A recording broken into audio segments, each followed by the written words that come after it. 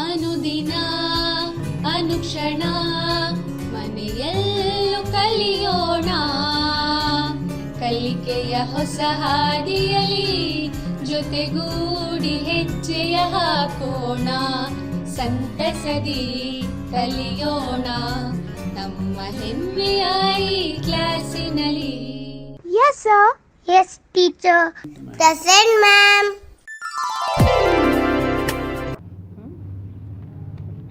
अस्सलामुअलैकुम अज़ीज़ तलबा, आज हम बर्क़ सबक पढ़ने जा रहे हैं। उसका 5वां सेशन है आज, और वो है बरक़ी रौ के हरारती असरात। अब तक जितने भी सेशंस हुए बहुत ही बेहतरीन थे और बहुत ही इंटरेस्टिंग थे। आपको भी अफसोस हो रहा होगा कि कितना जल्द ख़त्म हो गया, और मुझे भी अफसोस हो रहा है कि आज ये आखिरी सेशन है।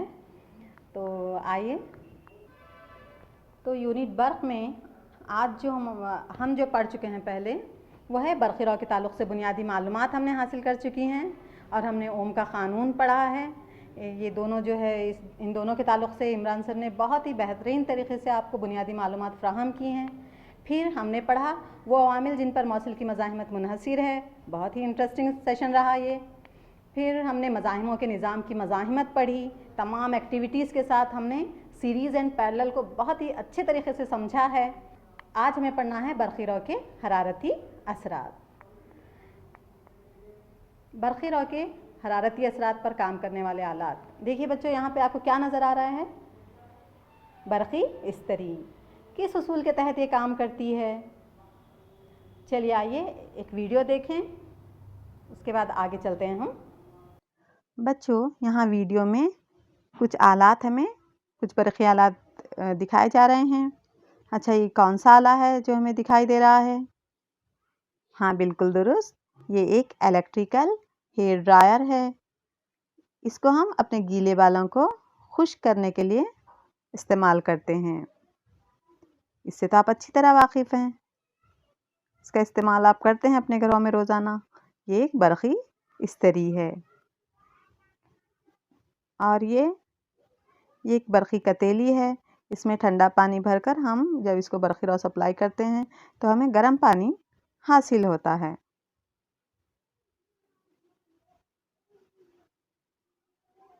हाँ, मुझे यकीन है आपके जहन में इस आले का नाम आ गया है। हाँ बच्चे, बिल्कुल, ये है सोल्डरिंग गन, जिसका इस्तेमाल इलेक्ट्रॉनिक सर्किट में छोटे इलेक्ट्रॉनिक अज्जा को सोल्डर करने के लिए इस्तेमाल किया जाता है। तो बच्चे, तमाम बरक़ी आलात बरक़ी तवानाई का इस्तेमाल कर उसे हरारती तवानाई में तब्दील करते हैं। ये क्या है बच्चों? ये बरक़ी हीटर है। ये भी बरक़ी रौ के हरारती असर पर काम करने वाला आला है। और मज़ीद ऐसे कुछ आलात के बारे में आप जानते हैं? यहाँ पर देखिए क्या नज़र आ रहा है आपको यहाँ पर स्क्रीन पर? ये भी हीटर है। ये भी बरक़ी रौ के हरारती असर पर काम करने वाला आला है। अब देखिए आप स्क्रीन पर क्या आ रहा है? जी बिल्कुल, ये क्या है? ये कॉइल है। अच्छा बच्चों, हम दूसरे आम वायर देखते हैं और कॉइल्स देखते हैं, इनमें हमें फ़र्क नज़र आता है ना? ये बिल्कुल सुर्ख हो जाते हैं, और दूसरे आम तार जो हैं वो ऐसे नहीं होते। क्या वजह है आखिर ये इतने सुर्ख ऐसे क्यों होते हैं? जी, ये एक ख़ास किस्म के मादे से बनाए जाते हैं जिनकी मज़ाहिमत बहुत ज़्यादा होती है। तो जब मज़ाहिमत बहुत ज़्यादा रहती है तो वो गर्म हो जाते हैं। गर्म होकर वो इस तरह से जो है सुर्ख होकर रोशनी भी खारिज करने लगते हैं। चलिए आइए एक वीडियो देख लें। बच्चों, ये तजुर्बा हम बरक़ी रौ के हरारती असर को बतलाने के लिए अंजाम दे रहे हैं। यहाँ आप देख सकते हैं हमने ली है फ़ीमेल माइक्रो USB पिन, जो 2 क्रोकोडाइल क्लिप्स के साथ जुड़ी हुई है। ग्राफाइट लेड लिए हमने, और 2 कैंडल्स लिए हैं। इस तजुर्बे के ज़रिए हम इस बात की तस्दीक़ करेंगे कि जब ग्राफाइट लेड से बरक़ी रौ गुजारी जाती है तो क्या उसके दर्जे हरारत में कोई तब्दीली वाक़ई होती है। अब हम क्रोकोडाइल क्लिप्स लेकर उन्हें ग्राफाइट लेड के दोनों किनारों से जोड़ देंगे, और इसको कैंडल्स पे रख देंगे। इसमें से बरक़ी रौ गुजारने पर देखेंगे कि क्या तब्दीली वाक़ई होती है। आप जानते हैं कि ग्राफाइट बरक़ी रॉ का उम्दा मौसिल होता है। तो ये ग्राफाइट सलाख़ उसमें से गुज़रने वाले इलेक्ट्रॉन्स के टकराव की वजह से ये अपने पड़ोसी जवाहर से टकराते हैं इलेक्ट्रॉन्स, जिसकी वजह से सलाख़ जो है मज़ाहिमत बढ़ने से गर्म हो जाती है। यहाँ क्या तब्दीली वाक़ई हो रही है बच्चों? यहाँ जो कैंडल्स हैं पिघल रही हैं। इसका मतलब ये हुआ कि ग्राफाइट सलाख़ की मज़ाहिमत जो है बढ़ गई है, जिसकी वजह से सलाख़ गर्म हो गई है। इसी को हम बरक़ी रॉ का हरारती असर कहते हैं। बैटरी या सेल, इसमें होने वाला कीमियाई तामुल दोनों टर्मिनलों पर मज़मर फ़र्क पैदा करता है। हम जानते हैं कि जो है बैटरी या सेल के दोनों टर्मिनल जो होते हैं, कीमियाई तामुल जो होता है उनमें, वो उन टर्मिनल्स पर मज़मर फ़र्क पैदा कर देता है।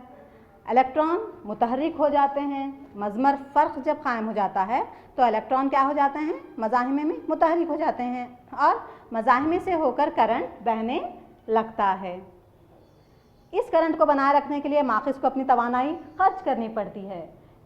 यानी बैटरी या सेल क्या है, वो अपनी तवानाई खर्च करते हैं उस फ़र्क को कायम रखने के लिए और करंट को, चार्जेस को बहाने के लिए। इस तवानाई का कुछ हिस्सा मुफीद काम में तब्दील हो जाता है, मसलन पंखे का घूमना वगैरह, और बाकी मांदा तवानाई हरारत में तब्दील हो जाती है, जिससे बरक़ी आले का दर्ज हरारत क्या हो जाता है? बढ़ जाता है। इसी को हम क्या कहते हैं बच्चों? बरक़ी रॉ का हरारती असर कहते हैं। इस असर का इस्तेमाल बरक़ी हीटर, इस्तरी जैसे कई आलात में किया जाता है। आइए एक वीडियो देख लें। आज हम जो एक सरगर्मी अंजाम देने जा रहे हैं, इसके लिए हमें चाहिए बैटरी, पिंस, और आप कोई निक्रोम वायर ले सकते हैं या आप कोई कॉपर वायर ले सकते हैं। कौन सा भी आप कोई एक मौसिल तार आप लेकर ये सरगर्मी अंजाम दे सकते हैं। तो यहाँ पे मैंने लिया है एक निक्रोम वायर। अब इसके दोनों सिरों पे मैं ये क्रोकोडाइल पिंस को जोड़ दूँगी।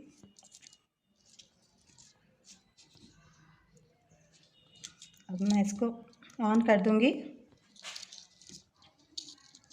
अब हम इसको कुछ देर के लिए ऐसे ही रख छोड़ेंगे। अब 2 से 3 मिनट बाद जब मैं उसको छूती हूँ तो मुझे कुछ तब्दीली नज़र आ रही है, तब्दीली महसूस हो रही है। देखिए बेटे, आप हाथ लगाइए, कैसा लग रहा है? गरम हुआ है। तो अब ये गरम हो गया है। इस असर को हम कहते हैं बरक़ी रॉ का हरारती असर। जब बरक़ी रॉ किसी मौसिल तार से बहती है तो मौसिल तार गरम हो जाता है, वो मौसिल गरम हो जाता है। ये बरक़ी रॉ का हरारती असर कहलाता है। तो एक बरक़ी सर्किट खालिस मज़ाहिमती है, यानी मज़ाहिमे का एक तशक्कुल जो सिर्फ बैटरी से जुड़ा है। तो क्या जुड़ा होता है? तो माखिज़ की तवानाई का लगातार हरारत की शक्ल में ज़िया होता रहता है, ज़ाया होती रहती है वो हरारत की शक्ल में।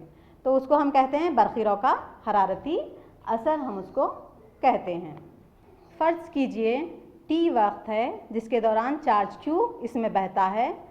चार्ज Q को मज़मर फ़र्क V से होकर मुतहरिक करने में किया गया काम क्या होगा? VQ होगा। इसलिए माखिज़ को T वक्त में VQ के बराबर तवानाई मुहैया करानी चाहिए। इस तरह माखिज़ से करंट को मिलने वाली पावर क्या होगी? P मसावी है VQ/T। हम जानते हैं, इससे पहले हम पहले सेशन में पढ़ चुके हैं, I मसावी है Q/T। तो हम यहाँ पर Q/T के बजाय क्या I लिख सकते हैं? जी बिल्कुल। तो हम लिखेंगे P मसावी है Q/T। इससे पहले हम पहले सेशन में पढ़ चुके हैं कि I मसावी है Q/T। तो अब क्या हम Q/T के बजाय I लिख सकते हैं? इसलिए हमने क्या लिखा है? VI लिखा है। P मसावी है VI। माखिज़ से सर्किट तक तवानाई की फ़राहमी T वक्त में क्या होगी? P/T, जो कि क्या हो जाएगा? VIT। अभी हमने देखा P मसावी है VI। तो माखिज़ से सर्किट तक जो तवानाई की फ़राहमी T वक्त में हो रही है, तो हम उसको लिखेंगे P मसावी है VIT। ये तवानाई मज़ाहिमे में हरारत की शक्ल में ज़ाया होती है। इस तरह मुस्तकिल करंट I के लिए T वक्त में पैदा होने वाली हरारत H की मकदार होगी H मसावी है VIT। तो हरारती तवानाई को हम कैसे लिखेंगे? H मसावी है VIT हम लिखेंगे। तो H मसावी है I की दूसरी RT। कैसे आया ये I की दूसरी RT? हम जानते हैं V मसावी है IR, है ना। तो V के बजाय हम क्या लिखेंगे? IR लिखेंगे। तो ऑलरेडी VIT में I मौजूद है, तो I डबल हो गया, तो क्या आएगा यहाँ पे? I की दूसरी RT हमें हासिल होता है। तो ये क्या है? H मसावी है I की दूसरी RT। ये हरारत का जूल का क़ानून कहलाता है। ये क़ानून बताता है कि किसी मज़ाहिमे में पैदा होने वाली हरारत किसी दिए हुए मज़ाहिमे के लिए करंट के मुरब्बे के रास्त तनासुब में होती है। यानी H रास्त तनासुब रखता है I की दूसरी से। नहीं, जितना ज़्यादा करंट बहेगा, जितनी ज़्यादा बरक़ी रौ बहेगी, उतनी ज़्यादा क्या होगी? हरारती तवानाई उतनी ज़्यादा बढ़ेगी। इसका मतलब है कि किसी दिए हुए मज़ाहिमे के लिए करंट के मुरब्बे के रास्त तनासुब में होती है हरारत। इसका दूसरा पॉइंट है, किसी दिए हुए करंट के लिए मज़ाहिमत के रास्त तनासुब में होती है। यानी H रास्त तनासुब रखती है R से। मज़ाहिमत जितनी ज़्यादा होगी, हीट एनर्जी भी उतनी ही ज़्यादा होगी। फिर ये क़ानून क्या कहता है? नेक्स्ट ये कहता है उस वक्त के रास्त तनासुब में होती है जिस दौरान मज़ाहिमा करंट में होकर बहता है।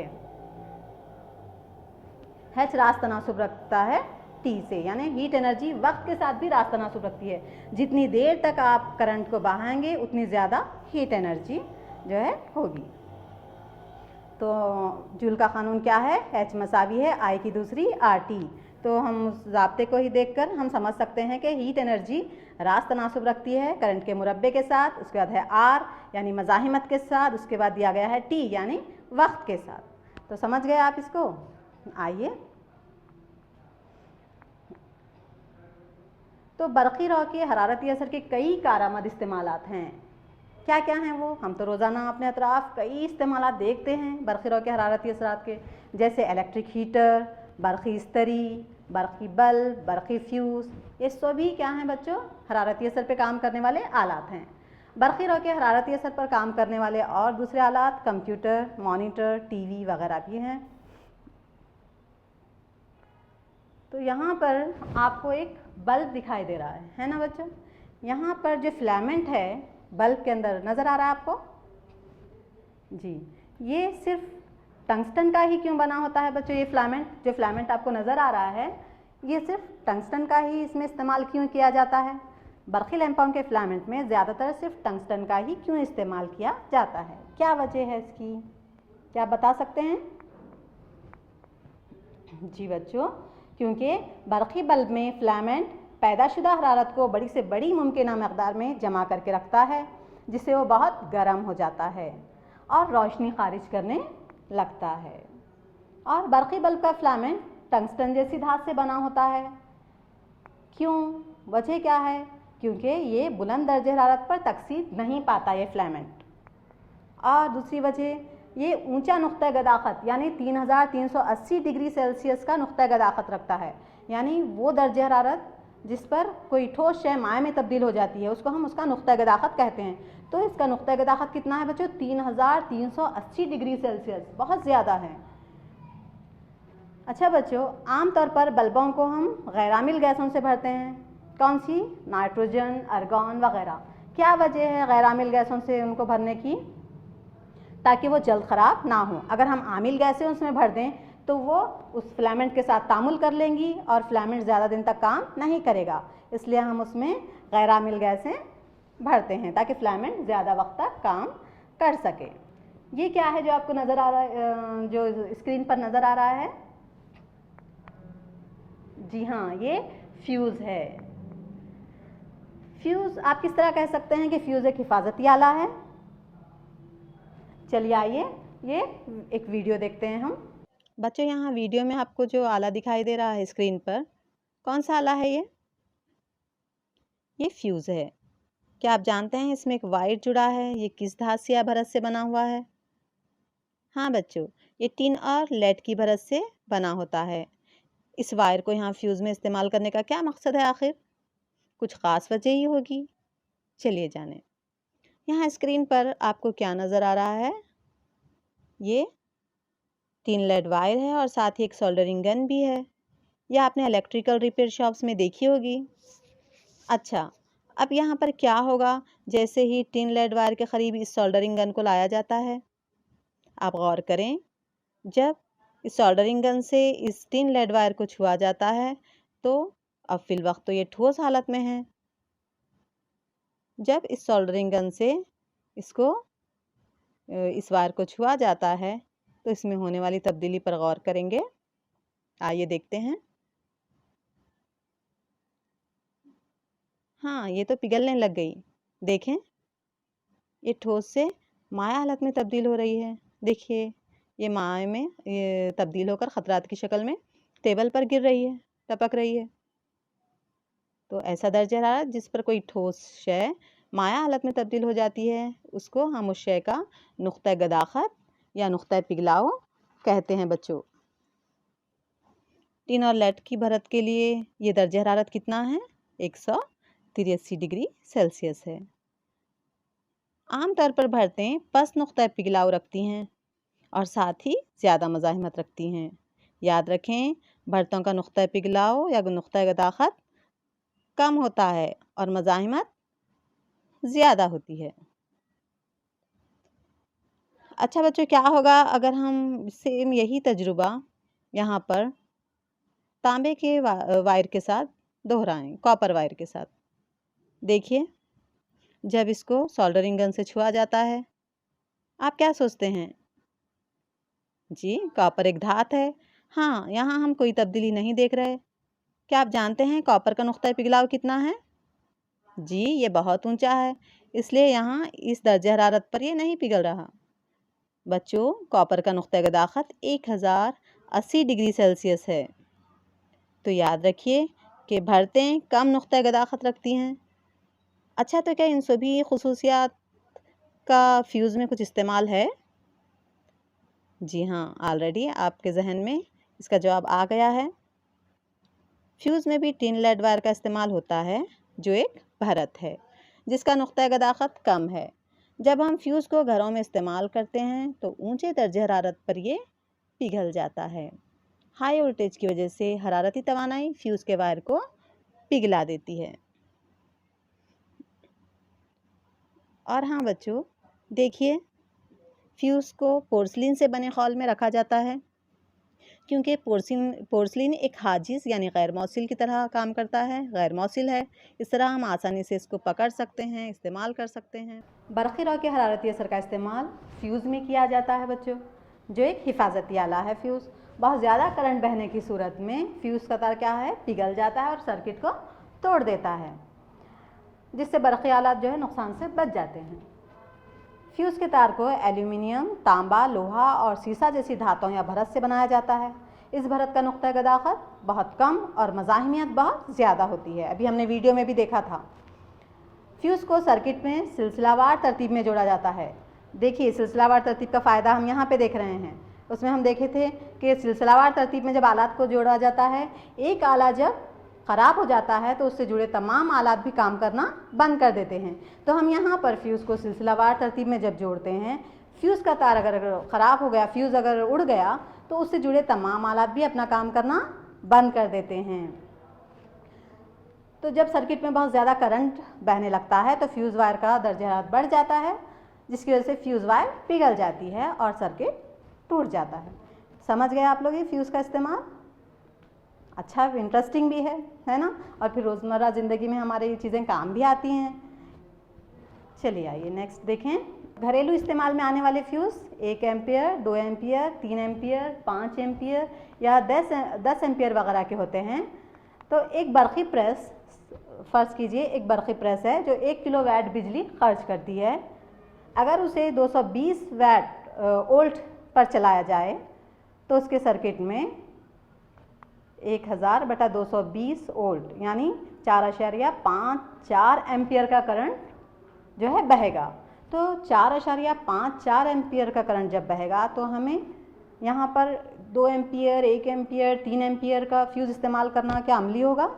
ये गैर अमली होगा। तो हम वहाँ पर 5 एम्पियर का फ्यूज़ इस्तेमाल करते हैं।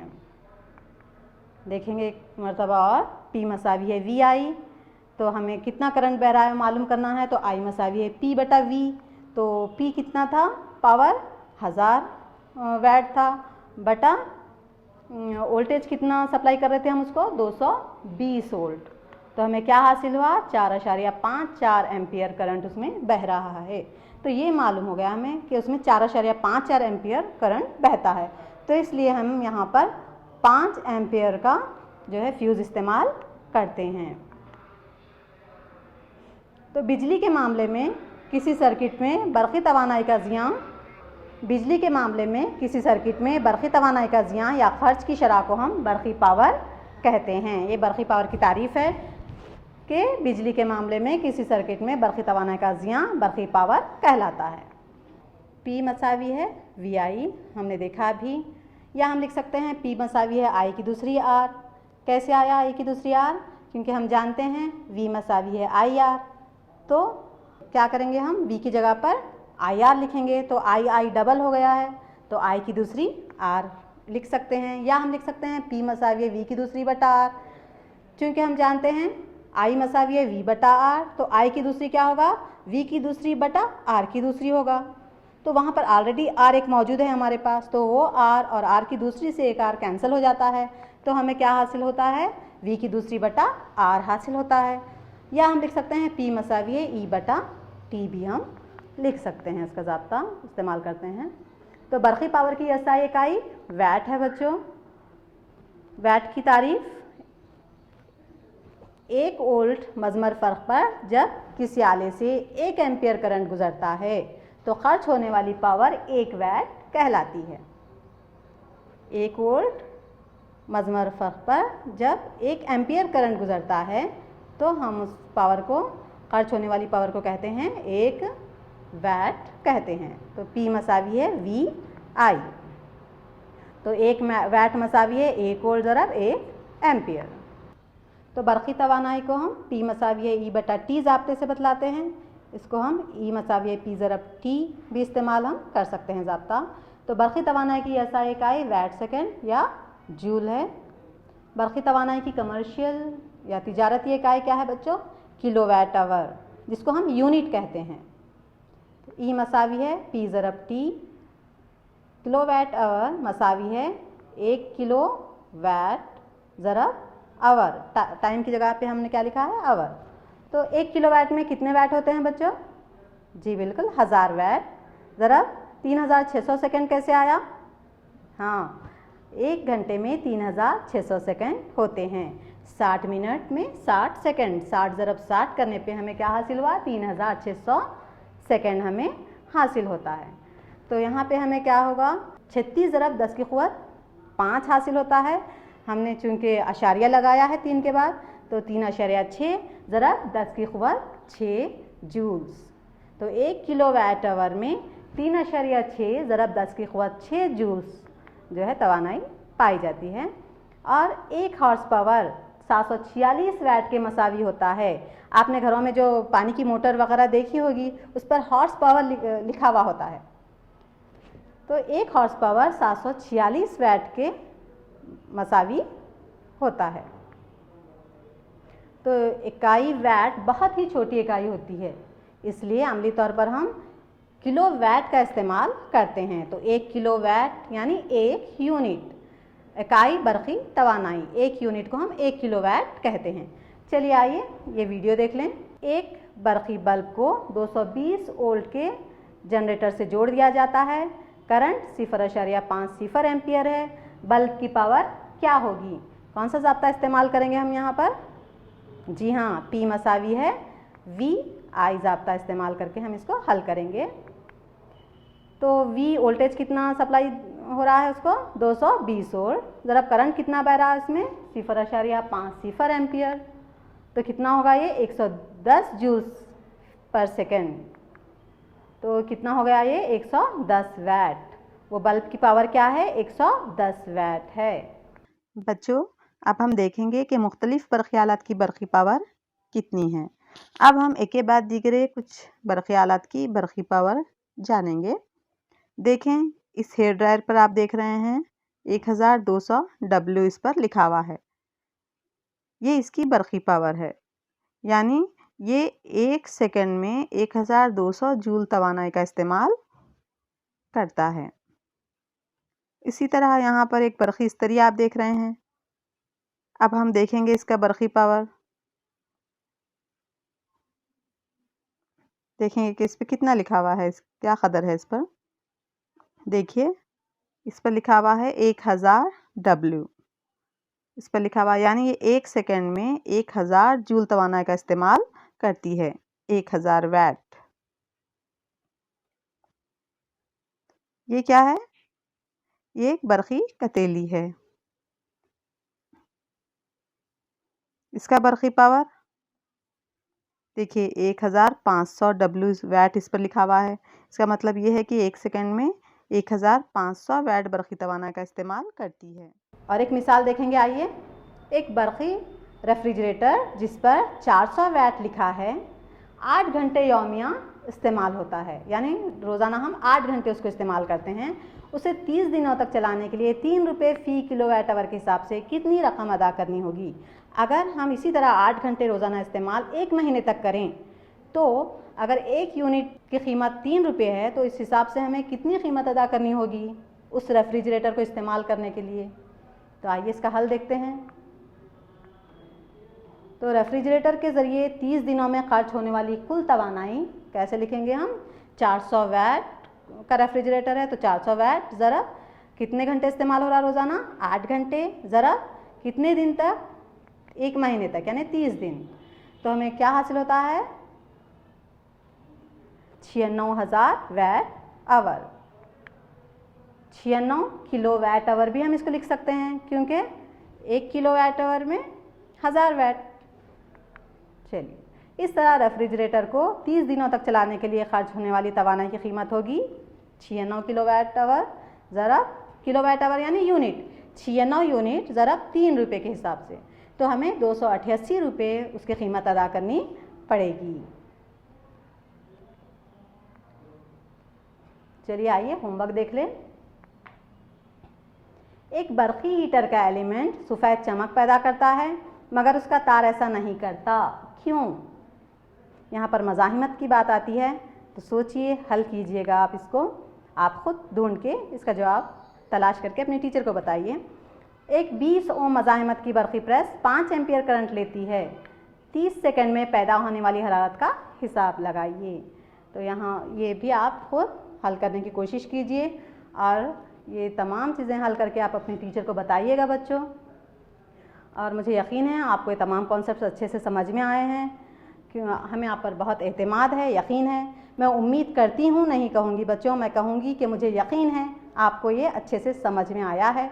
और बच्चों याद रखिए, हमेशा आप किताब पूरी अच्छे से पढ़िए। अगर आप मौजू को समझना है तो आप किताब का इस्तेमाल कीजिएगा। जिस तरह रेडीमेड फ़ूड हमारी सेहत के लिए बुरा है, उसी तरह रेडीमेड जो मटेरियल्स होते हैं वो आपके लिए बहुत नुकसानदा हैं, वो आपकी सलाहियतें ख़त्म कर देंगी बच्चों। आप उन पर कभी मुनहसिर मत रहिए। आप मौज़ूआत को समझना है, नॉलेज अच्छे से हासिल करना है तो आप किताब का सहारा लीजिए, किताब अच्छे से पढ़िए, तभी जो है आपकी सलाहियतें उभर के आएंगी और आगे भी वो जो नॉलेज है अगले मराहिल में भी आपको काम में आएगा। बहुत बहुत शुक्रिया बच्चों।